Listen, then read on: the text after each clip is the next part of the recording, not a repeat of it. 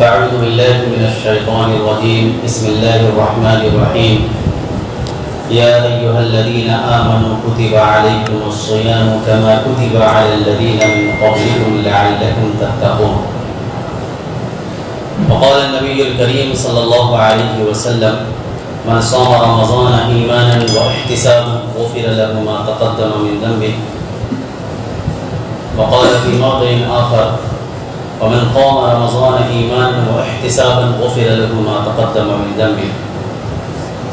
وقال النبي الكريم صلى الله عليه وسلم کہ ما دخل رمضان فتحت ابواب الجنة وغلقت ابواب جهنم. اذا دخل رمضان فتحت ابواب الجنة وغلقت ابواب جهنم وسلسلت الشياطين.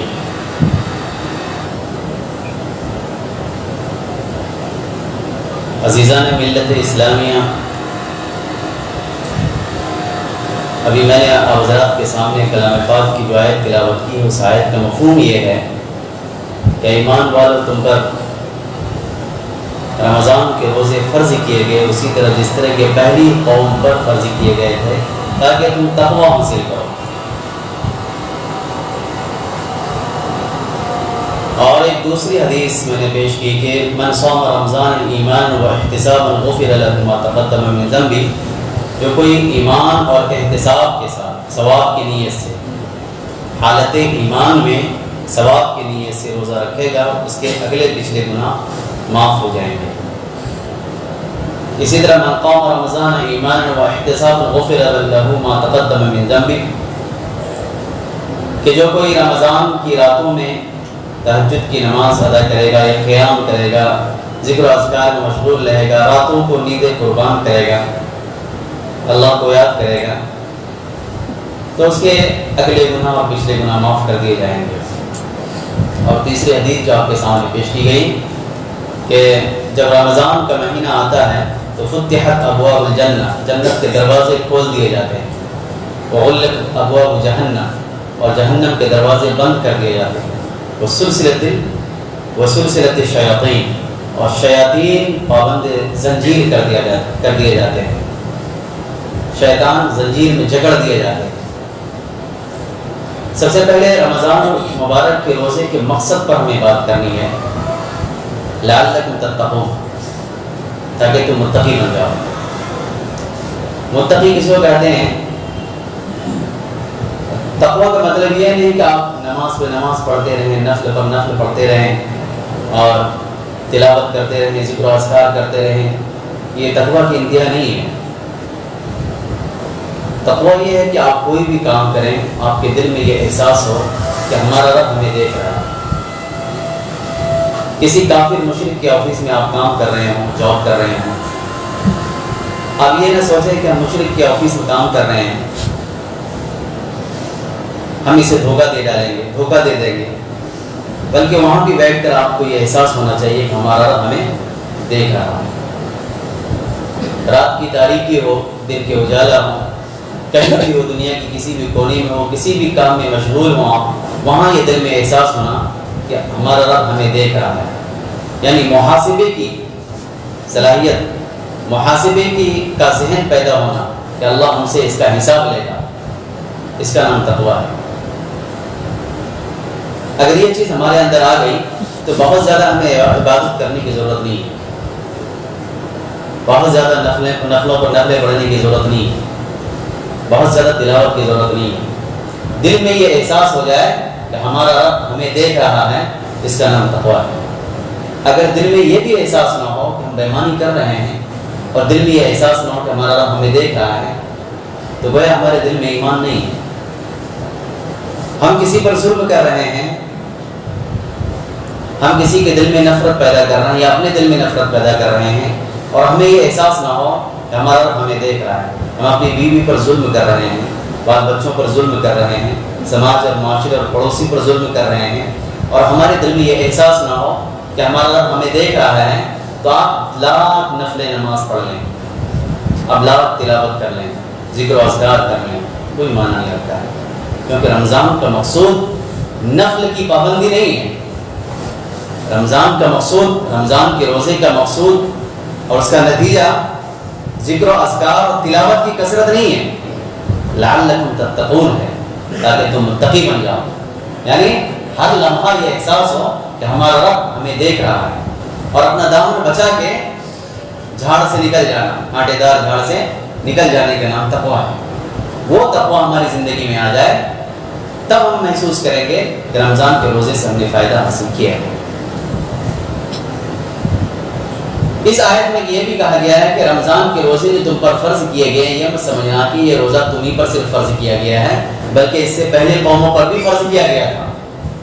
تو پتہ چلا اسے یہ جو رمضان کے روزے ہیں، جو پورا مہینے کے روزے ہیں، تو دوسری قوموں امت محمدیہ کے علاوہ باقی جو پہلے کی قومیں تھیں ان پر بھی روزے فرض کیے گئے تھے. ان کی شکلیں الگ تھی، تعداد الگ تھی. لیکن ان روزوں میں اور رمضان المبارک کے جو 30 روزے ہیں، ان روزوں میں کیا فرق ہے؟ علماء نے 5 بنیادی فرق بتائی ہے. امت محمدیہ کو رمضان المبارک کے روزے کے حوالے سے 5 چیزیں ایسی ملی ہیں جو اس سے پہلی کسی بھی قوم کو جو روزہ ملا تھا وہ 5 چیزیں نہیں ملی. وہ 5 چیزیں آپ اندازہ لگائیے کہ روزے کی کتنی اہمیت ہے. روزے کی اہمیت ہمارے دل میں بیٹھ جائے، میں اس کے لیے سنا رہا ہوں. سب سے پہلی چیز یہ ہے کہ روزے دار کے منہ کی بو جو معدے سے اٹھ کر منہ کے ذریعے جو نکلتی ہے، جب معدہ خالی ہوتا ہے، معدے کو بھوک میں کچھ چاہیے، جب کچھ ملتا نہیں ہے تو آخرکار وہ اپنے اندر کی چیزوں کو وہ بدبودار شکل میں منہ کے ذریعہ نکالتا ہے، جس کو پسند بولتے ہیں. منہ کی بدبو آپ کسی سے بات کر کے دیکھیے، اگر کسی کے منہ سے بدبو آتی ہے تو دل نہیں چاہتا ہے کہ ان سے بات کی جائے یا دور ہٹ کے بات کی جائے. میرا رب کہتا ہے کہ میرے روزے دار بندے کے منہ سے جب بو آتی ہے وہ بو مجھے مشک سے زیادہ خوشبودار نظر آتا ہے. اب اندازہ لگائیے کہ ایک روزے دار بندے سے اللہ کتنی محبت کرتا ہے. آپ اندازہ لگائیے کہ آپ کا بچہ اگر آپ کے کپڑے میں بہانہ کر لے یا آپ کے صحن پر بہانہ کر دے، چھوٹی بچی ہو، چھوٹا بچہ ہو، تو اس کی بدبو اتنی نہیں لگتی باپ کو یا ماں کو، اتنا احساس نہیں ہوتا، چلتا ہے. لیکن وہی صحن پر اسی کپڑے پہ کسی دوسرے کے بچہ آ کر بہانہ کر دے، ایسا لگتا ہے بہت زیادہ بدبو آئے گی. میرا رب کہتا ہے جب کہ روزے دار کے منہ کی بو مجھے مشک سے زیادہ خوشبودار نظر آتا ہے، مشک سے زیادہ میں پسند کرتا ہوں. تو اب اندازہ لگائیے ایک ماں باپ سے سینکڑوں درجے میں زیادہ محبت کرنے والی ذات اللہ کی ہوتی ہے جب کوئی بندہ روزہ رکھتا ہے. ایک بدبودار چیز کو اللہ کہے مجھے مشک سے زیادہ پسندیدہ ہے، تو اندازہ لگائیے کہ روزے دار کی اہمیت اللہ کی کیا ہے. جس روزے دار کے منہ کی بو اللہ کو اتنی پسند ہو، کیا وہ روزے دار اپنے منہ سے گالی بکے گا؟ کیا وہ روزے دار اپنے منہ سے جھوٹ بولے گا؟ کیا وہ روزے دار اپنے منہ سے کسی کو تکلیف پہنچائے گا؟ یہ وہ منہ ہے جس کی بدبو اللہ کو اتنی خوشبو یعنی اتنی پسندیدہ ہے کہ کہتے ہیں مشک کسی بھی زیادہ پسندیدہ ہے. تو ہمارا بھی فرض بنتا ہے کہ ہم اپنی اس منہ کی حفاظت کریں. اس منہ کی رال، اس منہ کی بدبو کو اللہ اتنا پسند کرتا ہے تو ظاہر سی بات ہمارا بھی فریضہ بنتا ہے اس منہ کی حفاظت کریں. منہ کی حفاظت کیا؟ ہم جھوٹ نہ بولیں، ہم کسی کو تانا نہ دیں، ہم کسی کو گالی نہ دیں، ہم کسی کو اپنے منہ کے ذریعے تکلیف میں نہ ڈالیں، چاہے اپنی بیوی ہی کیوں نہ ہو، چاہے اپنے بچے ہی کیوں نہ ہو. سب سے زیادہ ہمارے منہ سے جو متاثر ہوتی ہے وہ ہماری بیوی ہوتی ہے. بیوی کو کھلونا سمجھتے ہیں ہم سے ہزار غلطیاں ہو جائیں، کوئی نہ کوئی بہانہ اور تعویل بنا لیتے ہیں، غلطی اس لیے ہو گئی. لیکن اگر بیوی سے غلطی ہو جائے تو ہمارے دماغ میں کوئی تعویل آتی ہی نہیں، بس غلطی تم نے کی کیوں. اس کے بعد تانے شروع، گالیاں شروع، پتہ نہیں کیا سے کیا ساری چیزیں ہم کر ڈالتے ہیں. تو اس منہ کی حفاظت کی ضرورت ہے. جس منہ کا لحاظ اللہ نے اس طرح کیا ہے تو ہماری بھی ذمہ داری ہے کہ ہم اس منہ کی حفاظت کریں. ہم کسی کو تانا نہ دیں، جھوٹ نہ بولیں۔ عجیب بات ہے کہ رمضان مبارک میں وہ چیزیں حرام ہو جاتی ہیں جو چیزیں حلال تھی پہلے۔ کھانا حلال تھا، رمضان میں حرام جب تک آپ روزے کے حالت میں۔ پینا حلال تھا جب تک آپ روزے کے حالت میں، وہ حرام۔ اپنی بیوی سے جائز خواہشات کو پوری کرنا حلال تھا رمضان میں، روزے کی حالت میں حرام۔ یہ چیزیں حلال تھی، رمضان کے روزے کی وجہ سے یہ حرام ہو گئی، لیکن جو چیزیں پہلے سے حرام تھی ہم ان چیزوں سے رک رہے ہیں۔ جو چیزیں پہلے حلال تھی اب حرام ہوئی ہے تو ہم ان چیزوں سے رک رہے ہیں کہ کھانا نہیں کھا رہے ہیں، پانی نہیں پی رہے ہیں اور اپنی خواہشات کی تکمیل نہیں کر رہے ہیں۔ لیکن جو چیزیں پہلے سے حرام تھی، جھوٹ بولنا حرام تھا، گالی بولنا حرام تھا، تانا دینا حرام تھا، دوسروں کو تکلیف پہنچانا حرام تھا، اب رمضان میں وہ چیز کر رہے ہوتے ہیں ہم۔ ہمیں ایسے روزے داروں کی کوئی ضرورت نہیں ہے۔ اللہ کے رسول کی حدیث کا مفہوم ہے کہ جو اپنے روزے کی حفاظت نہ کرے، جھوٹ بولے، تانا دے، دوسروں کو تکلیف پہنچائے، بدنگاہی کرے، غلط نگاہ کرے، بدزنی میں مبتلا ہو جائے، بدگمانی کرے، ایسے روزے داروں کے روزے سے ہمیں کوئی مطلب نہیں ہے۔ ان کا بھوکا پیاسا رہنا کوئی معنی نہیں رکھتا ہے۔ اللہ کو مقصود یہ نہیں کہ آپ بھوکے رہیں، اللہ کا مقصود یہ نہیں ہے کہ آپ پیاسے رہیں، اللہ کا مقصود یہ نہیں ہے کہ آپ کے چہرے پہ جھریاں آ جائیں، یہ مقصود نہیں ہے۔ اللہ کا مقصود ہے میرا بندہ متقی ہو جائے۔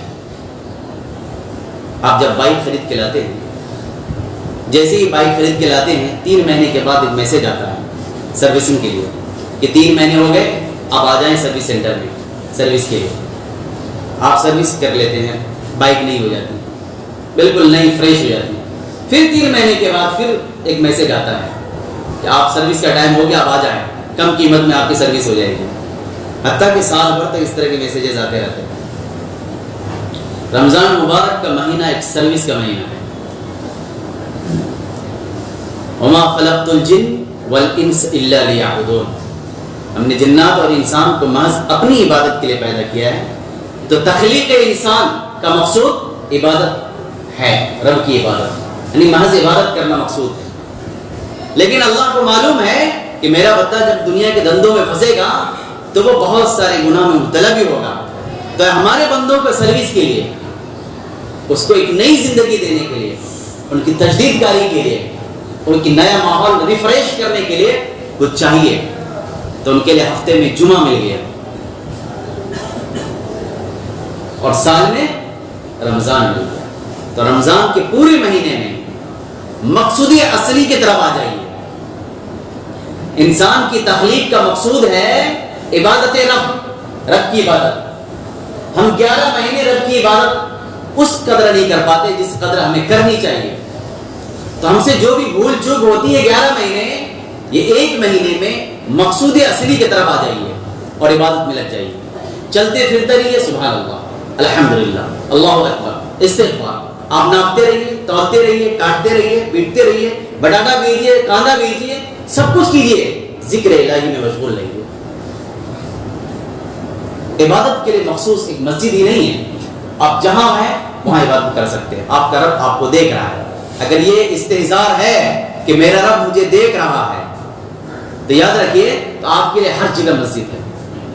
اور اللہ نے امت محمدیہ کی خصوصیات میں سے ایک خصوصیت یہ بھی دی ہے امت محمدیہ کو کہ پوری زمین کو اللہ نے امت محمدیہ کے لیے مسجد بنا دی۔ تو ہمارے لیے ضروری نہیں ہے کہ ہم مسجد آئے عبادت کے لیے، ہمارے لیے مسجد ضروری صرف جماعت کے لیے آنا ہے کہ 5 وقت مسلمان جمع ہو جائیں ایک جگہ، اس کے لیے مسجد ہے، وگرنہ عبادت کے لیے خاص جگہ نہیں ہے۔ آپ جہاں ہیں وہاں عبادت کریں۔ وہ تو دوسری اقوام ہے کہ اس کے لیے عبادت کے لیے چرچ جائیں، آپ کسی مورتیوں کی پوجا کے لیے اس کو راضی کرنے کے لیے مندر جائیں، مختلف جگہ ہیں وہاں جائیں، تبھی آپ کی عبادت قبول ہوگی۔ لیکن امت محمدیہ کے لیے پوری زمین مسجد ہے۔ صرف جماعت کا جو مقصود ہے اس مقصود کو حاصل کرنے کے لیے مسجد کا انتخاب کیا گیا ہے۔ تو میرے دوست اور دینی بھائیوں، رمضان مبارک کے مہینے میں ایک ایک لمحے کی قدر کرنا ہمارے لیے ضروری ہے۔ اگر ہم نے قدر نہیں کی تو جس طرح گزشتہ سال جو رمضان گزرا ہے اتنا افراتفری کا عالم تھا، اس سال تو اللہ نے کچھ سہولت دی، حکومت کی طرف سے کوئی سہولت نہیں ہے، لیکن بہرحال حکومت کچھ نہ کچھ تو سہولت دے ہی رہی ہے۔ اگر وہ آ جائے، معلوم ہے حکومت کو ہم جمعہ کی نماز پڑھ رہے ہیں، معلوم ہے حکومت کو یہ بھی معلوم ہے کہ ہم 5 وقت کی نماز جماعت کے ساتھ پڑھ رہے ہیں، ان کو ہم کیا سکھائیں گے، کیا چوری کر کے دکھائیں گے؟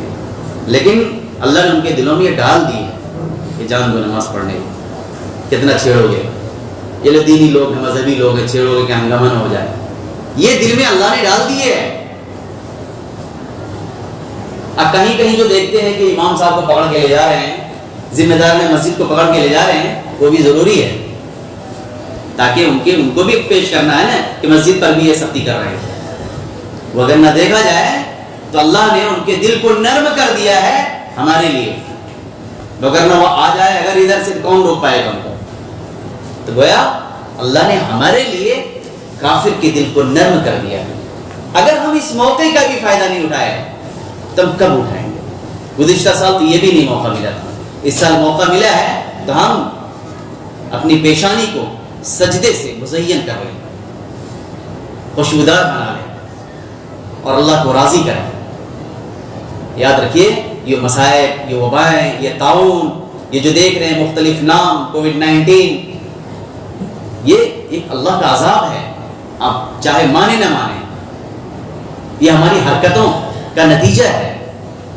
ہم نے اللہ کو بھلا دیا، اللہ نے عالمی پیمانے پر ایک وبا قائم کر دی۔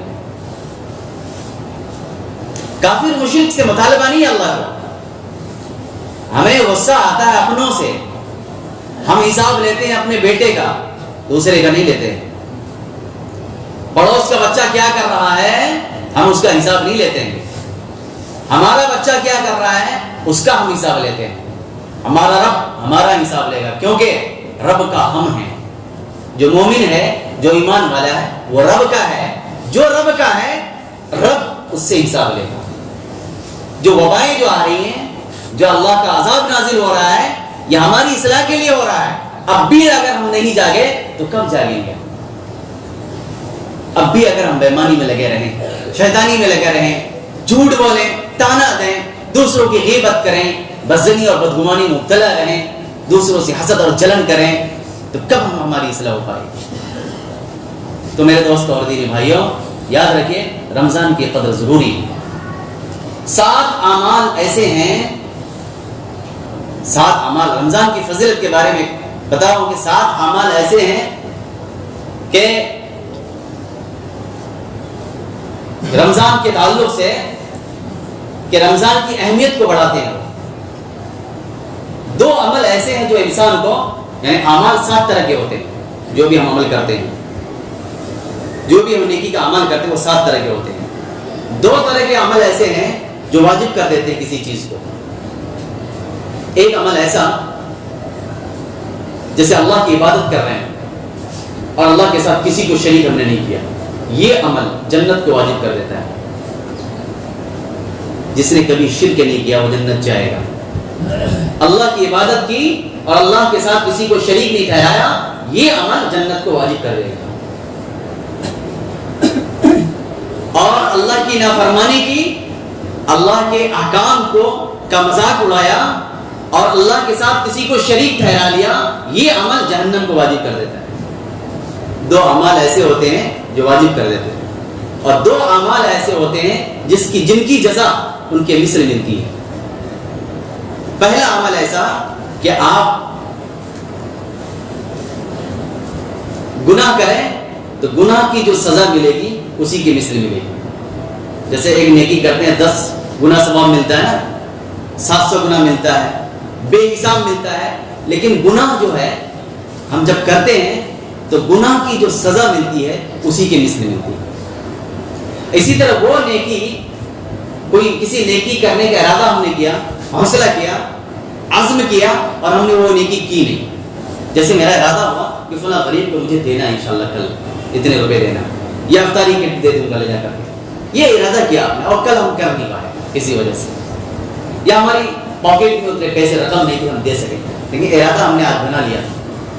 تو وہ پورے 1000 کا ارادہ بنایا تھا، 1000 کا ثواب آپ کو مل کے رہے گا، چاہے وہ غریب تک پہنچے نہ پہنچے. آپ کا پختہ ارادہ ہونا چاہیے کہ کل میں رمضان کی افطاری کے تعلق سے میں اتنے 1000 روپے خرچ کروں، آپ کو مثل ملے. 2 2 4 ہو گئے. اور ایک عمل ایسا ہے جو آپ کریں گے تو 10 گنا ملے گا. وہ تمام اعمال ہیں جو صالحات ہیں، جو بھی ہم نیکی کرتے ہیں، جو بھی ہم نیکی سبحان اللہ بولتے ہیں. ایسا نہیں سبحان اللہ کے بدلے ہمیں ایک نیکی ملتی، 10 نیکیاں ملتی ہیں.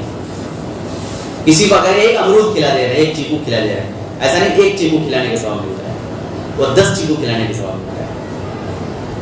تو ایک عمل ایسا ہے جس کی جزا 10 گنا ہے، وہ تمام عمل صالح ہیں. اور ایک عمل ایسا ہے جس کی جزا 700 گنا ہے، یعنی ایک کریں اور 700 ملے آپ کو. اور وہ ہے اللہ کے راستے میں خرچ کرنا. اس کے لیے دن متعین نہیں کہ رمضان کا مہینہ، کبھی بھی آپ اللہ کی رضا کے لیے خلوص دل کے ساتھ اگر اللہ کے راستے میں خرچ کر رہے ہیں. اللہ کے راستے سے مراد صرف یہ نہیں کہ اس میں ہر طرح کے ہیں، ہر طرح کے راستے، مطلب مدارس ہیں، مساجد ہیں، اور اسی طرح اعلاء کلمت اللہ کے لیے جو لوگ کام کرتے ہیں، تبلیغ کا کام کرتے ہیں، ان میں خرچ کرنا ہے. اسلام کی اشاعت کے لیے جو لوگ کام کرتے ہیں، زمین پر اللہ کی حکومت قائم کرنے کے لیے جو لوگ کام کرتے ہیں، ان کی امداد کرنا، ان کو مدد کرنا، ان کو دینا، ان کی فیملی کا خیال کرنا، یہ اللہ کے راستے میں خرچ کرنے کے مترادف ہے. تو 700 گنا ہمیں اس کا ثواب ملتا ہے. اور ایک عمل ایسا ہے آخری جس کی جزا بے حساب ملتا ہے، یعنی اس کی کوئی گنتی نہیں. وہ ہے روزہ. یہ روزہ ہے. اب اندازہ لگائیے کہ روزے کی کتنی اہمیت ہے کہ جس کی جزا اللہ نے کہا بے حساب. میں کتنا دوں گا بندے کو معلوم نہیں ہے. الصوم لی وانا اجزی بہ. روزہ بندہ میرے لیے رکھتا ہے، میں ہی اس کا بدلہ دوں گا. بدلہ تو اللہ ہی دیتا ہے ہر عمل کا، لیکن اگر کسی عمل کے تعلق سے اللہ خاص کر لے کہ میں ہی دوں گا، اس عمل کی نسبت اپنی طرف کر لے، تو اندازہ لگے اس کی کتنی اہمیت ہو سکتی ہے. اور علامہ تقی الدین تقی عثمانی جو اس وقت موجود ہیں، پاکستان کے بڑے عالم بلکہ عالمی پیمانے پر، انہوں نے کہا کہ وہ انا اجزی بہی بھی ہے، وہ انا اجزا بہی بھی ہے، کہ روزہ بندہ میرے لیے رکھتا ہے، میں ہی اس کا بدلہ ہوں. اللہ جب کسی عمل کا بدلہ ہو جائے، اب اندازہ لگائیے کیا ہو سکتا ہے. اللہ جس کا بندہ ہو جائے، اللہ جس کا بدلہ ہو جائے، اندازہ لگائیے کہ اس کی فضیلت کیا ہو سکتی ہے. تو اسی لیے رمضان مبارک کے روزے کی اہمیت کا اندازہ لگائیے آپ، کہ کہا رہا کہ میں ہی اس کا بدلہ ہوں، میں ہی اس کا بدلہ دوں گا. اندازہ لگائیے کہ اس کی کتنی فضیلت ہے، اس لیے ہمیں اس کی قدر کرنا چاہیے.